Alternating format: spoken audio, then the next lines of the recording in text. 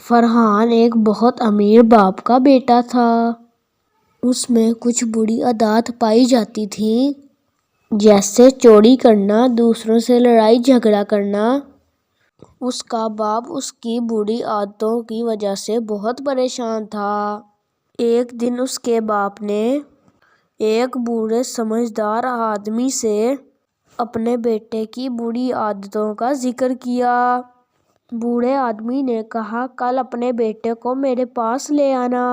اگلے دن جب اس کا بیٹا اس کے پاس آیا تو بوڑھے آدمی نے فرحان کو اپنے ساتھ لیا اور ایک باغ میں چلے گئے۔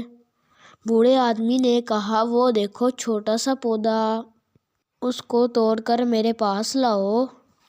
تو فرحان نے جلدی سے وہ پودا توڑا اور بوڑھے آدمی کو لا کر دے دیا۔ بوڑھے آدمی نے اسے شاباشی دی اور کہا، بہت خوب۔ اور اس نے کہا، دور اس پودے کو دیکھو جو ذرا بڑا تھا، اور اس سے کہا، اب اسے توڑ کر لاؤ۔ فرحان کو توڑنے میں تھوڑی مشکل ہوئی، لیکن اس نے وہ توڑ کر لا دیا۔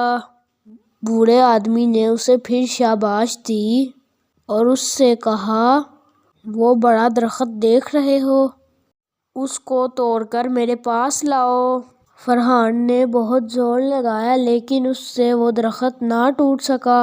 بالآخر وہ تھک کر واپس آ گیا اور اس نے کہا، یہ درخت تو بہت پرانا اور طاقتور ہے۔